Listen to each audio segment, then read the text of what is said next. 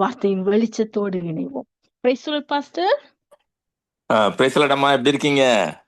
Praise the Lord pastor. கர்த்தருக்கு மகிழ்ச்சியா இருக்கிறோம். நீங்கள் உற்சாகத்தோடு வார்த்தையின் வெளிச்சத்தோடு இணைந்திருக்கிறீர்கள். இணைந்திருக்கும் உங்களை கர்த்தரின் நாமத்தினாலும் வார்த்தையின் வெளிச்சத்தின் பகுதியிலும் வாழ்த்தி வரவேற்கிறேன். எடுத்து வாருங்கள் பாஸ்டர், வெளிச்சத்தை காண ஆவலாயிருக்கிறோம். நன்றி அம்மா. ஒரு சின்ன ஜெபத்தோட ஆரம்பிப்போம். ஆமென். இரக்கம் கிருபையும் உள்ள பரம தகப்பனே, ஆண்டவரே, உம்முடைய வசனத்தை உம்முடைய பரிசுத்த ஆவியின் மூலமாக எங்களுக்கு போதித்தருளும். வெளிப்பாட்டு ஞானத்தை தாரும். அந்த வெளிப்பாட்டு ஞானத்தின்படி நடக்க எங்களுக்கு கிருபை செய்யும் ராஜா. அன்பர் இயேசுவின் இன்ப நாமத்தில் ஜெபிக்கிறோம், ஜீவனுள்ள நல்ல பிதாவே, ஆமேன். இன்னைக்கு நம்ம பார்க்க போறது மார்க் 5:35. பயப்படாதே, விசுவாசம் உள்ளவனா இரு. இந்த வசனத்தை நம்ம கொஞ்சம் ஆழமா பார்க்க போறோம். அதுக்கு முன்னாடி நான் எபிரேயர்ல ஒன்று படிக்கிறேன். எபிரேயர் 2:2 அதிகாரம் 14வது வசனம், அதுல கடைசி பகுதி. நான் முழு வசனத்தையும் படிக்கிறேன். ஆதலால் பிள்ளைகள் மாம்சத்தையும் இரத்தத்தையும் உடையவர்களாக இருக்க, அவரும் அவர்களைப் போல மாம்சத்தையும் இரத்தத்தையும் உடையவரானார். யாரு? இயேசு கிறிஸ்து மாம்சமாகவும் ரத்தமாக வந்துட்டு மரணத்துக்கு அதிகாரியாகி பிசாசாமனை தமது மரணத்தினாலே அழிக்கும்படிக்கு. அப்படின்னா என்ன? மரணத்தின் அதிகாரியாகிய பிசாசாமனை தமது மரணத்தினால் இயேசு கிறிஸ்து சிலுவையிலே வெற்றி சிறந்தார் அப்படின்னு இந்த வசனத்துல போட்டிருக்கு. இப்ப பார்க்க போனீங்கன்னாக்க, இந்த மரண பயங்கிறது நிறைய பேருக்கு இருக்கு. நம்ம இந்தியாவில் சொல்லியிருக்கேன். எங்க ஆபீஸ்ல ஒரு அம்மா இருக்காங்க. அவங்க தூங்காம அப்படியே மூஞ்சியெல்லாம் தூங்காம வருவாங்க. அப்படியே டயர்ட் ஆஃபீஸுக்கு வருவாங்க. என்னன்னு கேட்டாக்க, அவங்களுடைய கணவர் நைட்டெல்லாம் தூங்க மாட்டாராம். சின்ன சின்ன சத்தத்துக்கெல்லாம் பயப்படுவாராம். இந்த பயத்தால அவங்க வாழ்க்கையே ரொம்ப கடினமானதா மாறிவிட்டது. ஆனாக்க விசுவாசிகளாகிய நாம் எதற்கும் பயப்படக்கூடாது. சங்கீதம் 91 போட்டிருக்கு பார்த்தீங்களா? என் பக்கத்தில் 1000 பேரும் என் வலது பக்கத்தில் 10,000 பேரும் விழுந்தாலும் அந்த அழிவு எனக்கு வராதுன்னு போட்டிருக்கோம். சங்கீதம் 91 அதிகாரத்துல 10-11 வசனத்தை போட்டிருக்கோம். பார்க்க போனீங்கன்னாக்க, இயேசுக்கு இன்னொரு பேர் ஃபேரஸ்ட் ஆஃப் 10,000, 10,000ங்களிலும் சிறந்தவர். அப்படின்னாக்க 10,000ங்கிறது அவங்களுக்கு தெரிஞ்சபடி அந்த காலத்து கணக்குப்படி இட் இன்க்ளூட்ஸ் எவ்ரிபடிமாங்க, எல்லாரையும் அது உள்ளடங்கி இருக்குது. 16ங்கிறது பெரிய நம்பர். அப்படின்னா என்ன? பக்கத்துல 1000 பேர் விழுந்தாலும், வலது பக்கத்துல எல்லாரும் உலகமே அழிஞ்சாலும் அந்த பொல்லாப்பு எனக்கு வராது அப்படின்னு வசனம் சொல்லுது. நம்ம அந்த வசனத்தின் மேல நம்பிக்கையா இருக்கும் பொழுது நம்ம பயப்பட வேண்டிய அவசியம் கிடையாது. அதே மாதிரி நீங்க இன்னொரு இடத்துல பாத்தீங்கன்னாக்க, 2 பேதுருல ஒரு வசனம் இருக்கு. 1 பேதுரு 5:8. அதை பார்ப்போம். 1 பேதுரு 5:8.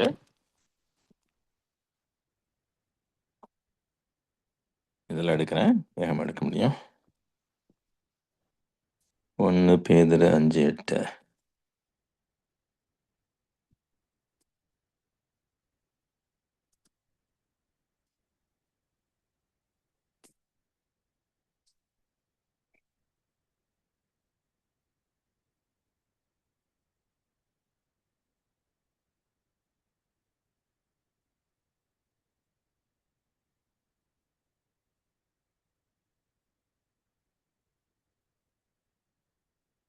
John Jude Revelation 1 பேதுரு 5:8.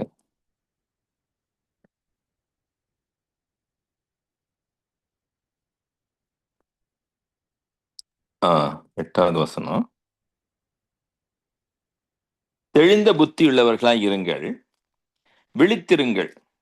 ஏனென்றால் உங்களுடைய எதிராகியான பிசாசு கர்ச்சிக்கிற சிங்கம் போல் யாரை விழுங்கலாமோ என்று தேடி சுற்றி திரிகிறான். பாருங்களேன், அந்த பிசாசு கர்ச்சிக்கிற சிங்கம் மாதிரியா யாரை விழுங்கலான்னு சுற்றி திரிகிறான். அப்படின்னா என்ன? கொஞ்சம் பேர் அவனை விழுங்க முடியாது, விசுவாசிகளை விழுங்க முடியாது அவனால. ஆனாக்கா இப்படி விழுங்கலாம், யாரு ஏமாறுவா அப்படின்னு சுத்தி திரிஞ்சிட்டு இருக்கானா. அதுக்கு என்ன பண்ணணும் அப்படின்னாக்க, தெளிந்த புத்தி உள்ளவர்களா இருங்கள், விழித்திருங்கள். அப்படின்னா விழித்து ஜபித்திருங்கள். நீங்க ஜபத்திலையும் விசுவாசத்திலையும் இருக்கும் பொழுது உங்களை பிசாசு விழுங்க முடியாது. நம்ம எல்லாம் விழுங்க முடியாது. ஏன்? நம்ம ரட்சிக்கப்பட்டவர்கள், ரட்சிப்புக்குள்ள இருக்கோம். நம்ம ஆண்டவர் நமக்கு வழி நடத்துறாரு, பிதா இருக்கிறாரு. அவரை நம்ம சேவிக்கிறோம், அவர்கிட்ட ஜெபம் பண்ணிட்டு இருக்கோம். அந்த மாதிரி விழித்திருந்து ஜெபித்து விசுவாசத்தில் நிலைத்திருந்தாக்க பிசாசு வந்து நம்ம வந்து நெருங்க முடியாது, நம்ம வந்து விழுங்க முடியாது. எப்ப நம்ம விசுவாச குறைவா விசுவாசத்தை விட்டு நம்ம வந்து பயத்துல இருக்கோமோ அப்பதான் நம்ம வந்து ஆபத்துக்குள்ள போயிட்டு இருக்கோம். அதனால நம்ம வந்து விழுங்க முடியாதவர்களாக இருக்க வேண்டும் நண்பர்களே. எப்படி விழுங்க முடியாதவர்களா இருக்க முடியும்? விசுவாசத்துல ஜெபத்துல நிலைச்சிருக்கணும். அப்படி நிலைச்சிருக்கும் பொழுது பிசாசால நம்ம விழுங்க முடியாது. மறுபடியும் இந்த இந்த வசனத்தை பார்ப்போம். மார்க் 5:22 இருந்து பார்ப்போமா? 22, மார்க் 5:22.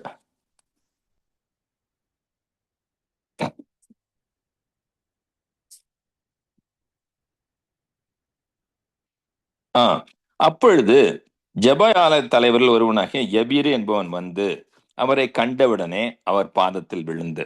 அப்படின்னா என்ன? இந்த இந்த ஜெபஆலய தலைவர், இந்த யூதர் வந்து ரொம்ப பக்திமான். அவருக்கு வந்து இயேசு மேல நம்பிக்கை இருக்கு, இயேசுவை பத்தி தெரிஞ்சிருக்கு, இயேசுவை பத்தி கேள்விப்பட்டிருக்காரு, விசுவாசம் இருக்கு.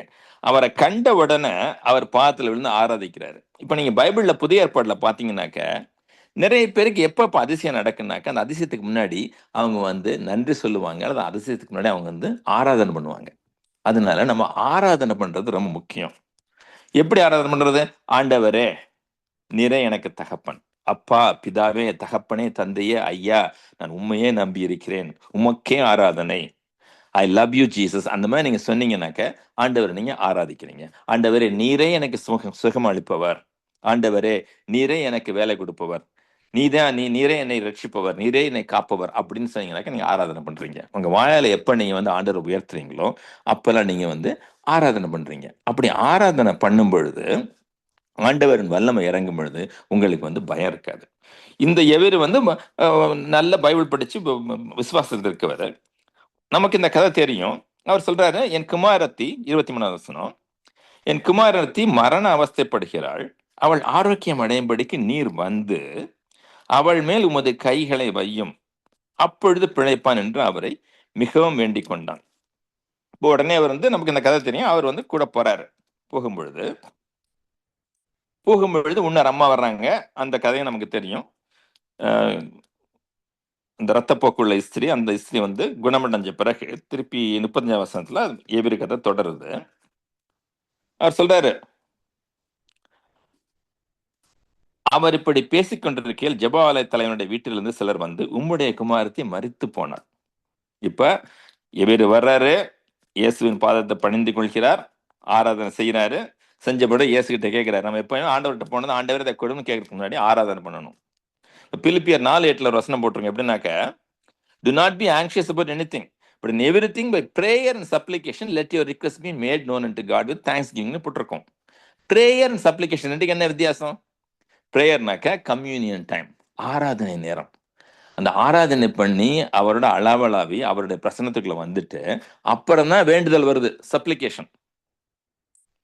அந்த மாதிரி இவர் வந்து ஆண்டவர்கிட்ட வர்றாரு, பணிந்து கொள்கிறார், இந்த மாதிரி கேட்கிறாரு. கேட்டவொடனே இயேசு சொல்றாரு, சரி நான் வர்றேன் அவன் வீட்டுக்கு போலாம் அப்படிங்கிறாரு. அப்ப இந்த அம்மா ரத்தப்போக்குள்ள ஸ்திரீ வர்றாங்க, அவங்களுக்கு குணமடைஞ்சிருது. அந்த கதை முடிஞ்ச பிறகு 35 வசனத்துல, இவர் இப்படி பேசிக்கொண்டிருக்கையில் ஜெபஆலய தலைவனுடைய வீட்டிலிருந்து சிலர் வந்து உம்முடைய குமாரத்தை மரித்து போனாள், முடிஞ்சு போச்சு, அவ்வளவுதான், இனி ஏன் போதகரை வருத்தப்படுத்துகிறீர், எதுக்கு அவரை கூப்பிட்டு தொந்தரப்படுத்துறீங்க, அவங்க பொண்ணு செத்து போயிட்டா அப்படின்னு சொல்றாங்க. அவர் சொன்ன வார்த்தைய இயேசு வந்து கேட்டிருக்காரு. ஓவர் ஹெட் இங்கிலீஷ்ல வரும். கேட்டுறாரு. கேட்ட உடனே சொல்றாரு ஜெபஆலய தலைவனை நோக்கி, பயப்படாதே, விசுவாசம் உள்ளவனா இரு.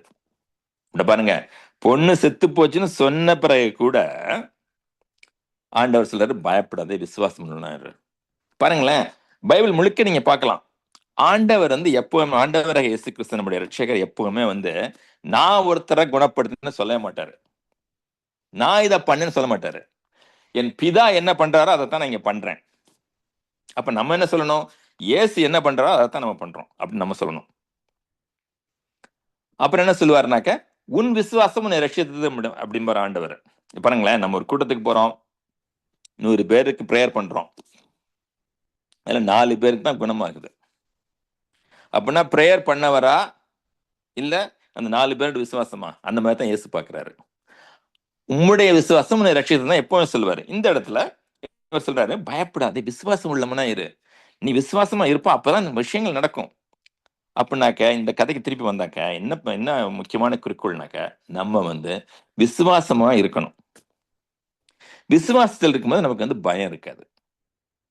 இன்னைக்கு நம்ம தியானிக்கிறதே ஃபியர் ஓவர் ஃபெய்த், விசுவாசமா பயமா, அதை பத்தி தான் பார்த்துட்டு இருக்கோம். இப்ப நம்ம இந்த செய்திக்கு தலைப்புனாக்க, விசுவாசம் உள்ளவனா இரு.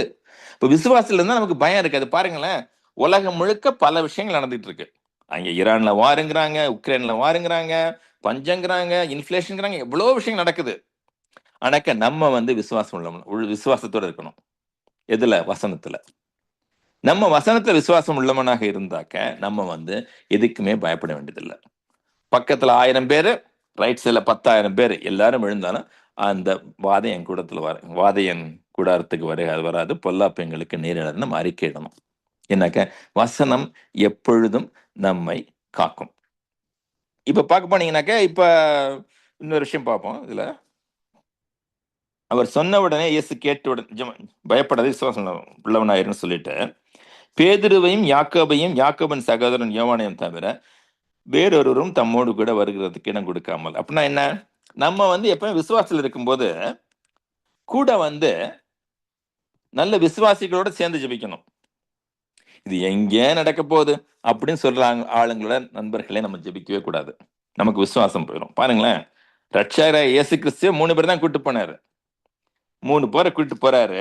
போயிட்டு ஜெபாலய தலைவனுடைய வீட்டிலே வந்து சந்தடியையும் மிகவும் அழுது புலம்புகிறவர்களையும் கண்டு உள்ளே பிரவேசித்து, நீங்கள் சந்தடி பண்ணி அழுகிறது என்ன? பிள்ளை மறிக்கவில்லை, நித்திரையா இருக்கிறது. இந்த கதை நமக்கு தெரியும் அப்படின்னு சொல்றாரு. சொன்ன பிறகு இந்த மாதிரி பிள்ளையின் கையை பிடித்து தலை தக்குமி என்றார். அதற்கு சிறு பெண்ணை எழுந்திரு என்று உனக்கு சொல்லுகிறேன் என்ற அர்த்தமாம். பாருங்களேன், இதுல ஒரு முக்கியமான உண்மை இருக்கு. சிறு பெண்ணே எழுந்திரு என்று உனக்கு சொல்லுகிறேன். இதுல என்ன உண்மைனாக்க, நம்ம இந்த மாதிரி கட்டளை கொடுக்கும் பொழுதோ, ஜெபத்தை முடிச்ச சமயங்கள்ல நம்ம கட்டளை கொடுக்க வேண்டியிருக்கும். பிசாசுக்கு எதிர்த்தோ அல்லது விஷயங்கள் நடக்கவோ, அப்போ வந்து நம்ம பிரேயர் வந்து நம்ம ஜெபத்தின் வல்லமையை குறி வச்சு சொல்லணும். இப்போ உங்களுக்கு சின்ன கதை ஒன்று சொல்றேன், உண்மை கதை. நிறைய இடத்துல இந்த மாதிரி நடந்திருக்கு எனக்கு. நான் ஒரு 3 மாசத்துக்கு முன்னாடி கராஜ் டோருக்கு போயிருந்தேன். கராஜ் டோர் ஓப்பன் ஆகல. எங்க வீட்டுல எது கெட்டு போனாலும் முதல்ல நாங்க பண்றது ஜெபம். ஜெபத்தை பண்ணிட்டு நாங்க வந்து பேசுவோம். அதுகிட்ட பேசுனா அது சரியாயிரும். அந்த மாதிரி எங்களுக்கு கேமரா சரியா இருக்கு, டிவி சரியா இருக்கு. கராஜ் டோர் கிட்ட நான் பேசினேன். கராஜ் டோர் வந்து ஆண்டவரே அது சரியாகட்டும் சொல்லிட்டு, garage door I command you to work அப்படின்னு சொன்னேன். அது வேலை செய்யல. அப்புறம் இந்த வசனத்தின்படி என்ன சொன்னேன்னாக்க, garage door I know you can hear me, I am telling you to work now அப்படின்னு. என்ன ஆச்சுன்னா உடனே வேலை செஞ்சிருச்சு. அப்புறம் நிறுத்தவே இல்லை. நாங்க யாரையும் கூப்பிட அவசியமே இல்லாம போச்சு. அதனால நம்ம அந்த மாதிரி கட்டளை கொடுக்கும்போது சமயங்கள்ல அந்த பர்டிகுலர் விஷயத்தை பார்த்து ஸ்பெசிபிக்கா கொடுக்கணும். அதுதான் ஆண்டவர் இங்க பண்றாரு. சிறு பெண்ணே எழுந்திரு என்று உனக்கு சொல்லுகிறேன் அர்த்தமாம். சிறு பெண்ணிட்ட சொல்றாரு, சொன்னது அந்த பொண்ணு எழுந்திருச்சுது. இப்ப இது வந்து அந்த பொண்ணு மரணத்திலிருந்து வாழ்க்கைக்கு வந்தாச்சு. அந்த மாதிரி எந்த விதமான சிச்சுவேஷன் நம்ம லைஃப்ல இருந்தாலும், இந்த சிச்சுவேஷன் முடிஞ்சு போச்சு, இது நடக்காது, டன் டீல் அப்படின்னு இருந்தா கூட நீங்க வந்து அதை நோக்கி பேசணும். உங்கள் கனவுகள், எண்ணங்கள், ஆசைகள், உங்கள் திட்டங்கள் அதெல்லாம் வாய்க்காம இருந்தா கூட நீங்க வந்து அதை பொருட்படுத்தக்கூடாது. பொருட்படுத்தாம நண்பர்களே, வசனத்தின் நிமித்தமாக வசனத்தை நம்பிக்கை வச்சு ஒரு வசனத்தை எடுத்து அந்த வசனத்தில் நின்று நீங்க வந்து கட்டளை கொடுக்கணும் அந்த சிச்சுவேஷனுக்கு. இப்போ திடீர்னு pancreas சரியில்லையா, டயபெட்டிஸ் இருக்கா, நீங்க சொல்லணும், by the blood of Jesus I am healed. I command you pancreas, be healed now. You are going to work now. இது ஒரு 30 நாளைக்கு சொல்லிதான் பாருங்களேன். விசுவாசம் கேள்வி இல்லாமல் வரும். நீங்க சொல்ல சொல்ல சொல்ல உங்க காது கேட்குது. காது கேட்க கேட்க கேட்க அது வந்து உங்க ஆவிக்குள்ள போகுது. ஆவிக்குள்ள போகும்போது அது 30, 60, 100 மடங்கா பலன் கொடுக்குது. அதனால உங்க வாயில வல்லமை இருக்கு. நீங்க வந்து பேசணும். அதைத்தான் ஆண்டவர் இங்க பண்றாரு. இப்ப நீங்க வந்து இந்த மாதிரி வசனத்துல இருக்கும் பொழுது, வசனத்தை நம்பி இருக்கும் பொழுது உங்களுக்கு வந்து பயம் வராது. நீங்க வசனத்தை கேட்க கேட்க எந்த விதமான சுச்சுவேஷன்ஸ் இருந்தாலும் நீங்க வந்து அந்த சுச்சுவேஷன்ல வர முடியும். நமக்கு தேவை நம்பிக்கை. இந்த வலியுறுத்துற மாதிரி ஒரு கதை ஒன்று சொல்றேன். இந்த பயத்தை இது பண்ற மாதிரி, இது உண்மை கதை. இது இது எப்ப நடந்துச்சுனாக்க 2010. ஒரு நிமிஷம் இருங்க, கதை எடுத்து வச்சிருக்கேன். 2010 சிலின்னு ஒரு ஊர் இருக்கு சவுத் அமெரிக்கால. அந்த சில்லில வந்து காப்பர் மைன் ரொம்ப பிரபலம். அந்த சிலில சில்லி வந்து உலகத்திலேயே அதிகமான அதுக்கு பேர் காப்பருக்கு இங்கிலீஷ்ல வந்து தாமிரம். உலகத்திலேயே அதிகமாக தாமிரத்தை மண்ணுல இருந்து தோண்டி எடுக்கக்கூடியது வந்து சிலி. சில்லி தேசம் முழுக்க காப்பர் இருக்கு. இந்த சதன் பெரு காப்பர்னு ஒரு பெரிய கம்பெனிலாம் அங்கேதான் இருக்கு. அங்கே வந்து பல ஆயிரக்கணக்கான மக்கள் வந்து அந்த காப்பர் மைன்ல வேலை செய்வாங்க. காப்பரை வெட்டி எடுக்க வேண்டியதான் அவங்களோட வேலை. சுரங்க மாதிரி தோண்டிக்கிட்டே போவாங்க. இப்ப 2010 33 மைனர்ஸ், மைனர்னா இங்க தமிழ்ல எப்படின்னாக்கா சுரங்கத்துல வேலை செய்யறவங்க, 33 மைனர்ஸ் வந்து 2200 அடிக்கு கீழே போயிருக்காங்க. போய் தோண்டிட்டு இருக்காங்க. சடனா அந்த பாதை கொலாப்ஸ் ஆயிருச்சு.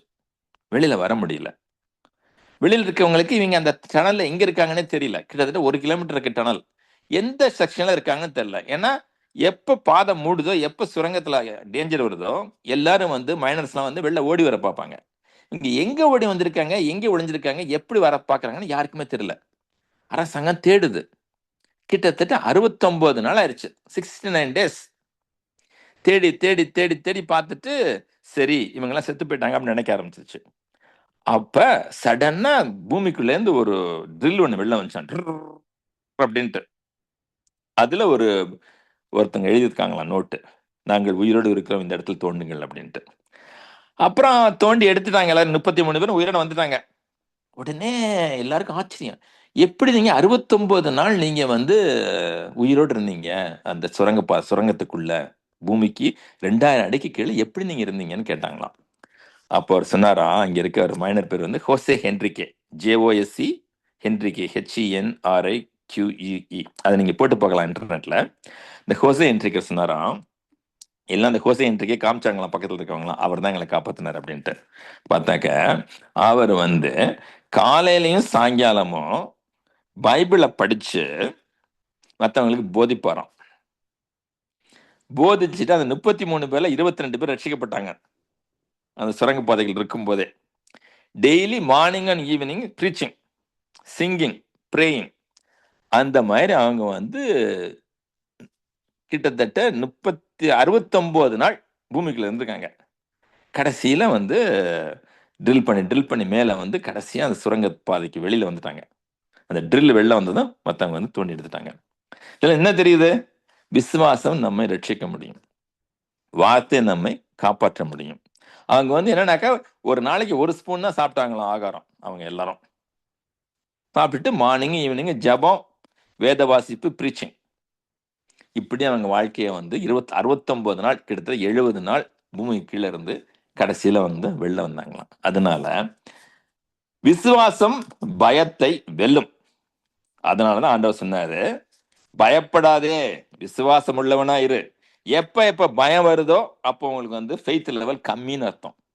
ஃபெய்த் லெவல் நமக்கு கம்மியாகும் போது உடனே நம்ம வசனத்தை படிக்கணும்.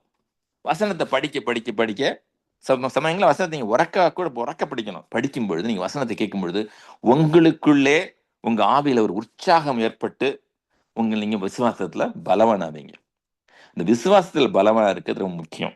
இந்த வர காலங்கள் மாறிக்கிட்டு இருக்கும்போது வசனத்தை தவிர நம்ம வேற எதையுமே நம்ப முடியாது. வசனத்தையும் அந்த வசனத்தின் நாயகன் இயேசுவை மட்டுமே தான் நம்ம நம்பணும். இயேசுவே வார்த்தை, ஆதியிலே வார்த்தை இருந்தது, வார்த்தை ஜீவன. In the beginning was the word, the word was with God, the word was God. ஆதியிலே வார்த்தை இருந்தது, வார்த்தை தேவனிடத்தில் இருந்தது, வார்த்தை தேவனா இருந்தது. வார்த்தை தான் தேவன், தேவன் தான் வார்த்தை. பி ஸ்ட்ராங் இன் தி லார்ட்னாக்க be strong in the word அப்படின்னு சொல்லிட்டு நம்ம சின்ன ஜெபத்தோடு முடிப்போம். ஆண்டவரை கேட்டுக்கொண்டிருக்கும் அனைவரையும் ஆசீர்வதியும் ராஜா. உங்களுடைய வசனத்தை தியானிக்க, ஆழமாக படிக்க அவர்களுக்கு கிருபை செய்யும், எங்களுக்கு கிருபை செய்யும் ராஜா. உங்களுடைய வசனத்தை வாஞ்சையோடு படித்து தியானித்து வசனத்தில் நிலைத்திருக்க எங்களுக்கு கிருபை செய்யும். கேட்டுக்கொண்டிருக்கும் அனைவரையும் ஆசீர்வதியும், வசனத்திலே நடத்தும், அவர்களுடைய தேவைகளை சந்தியும் ராஜா. அன்பரேசுவின் இன்ப நாமத்தில் ஜெபிக்கிறோம் ஜீவனுள்ள நல்ல பிதாவே. ஆமென். ஆமென். ஆமென். ஆமென். நன்றி பாஸ்டர்.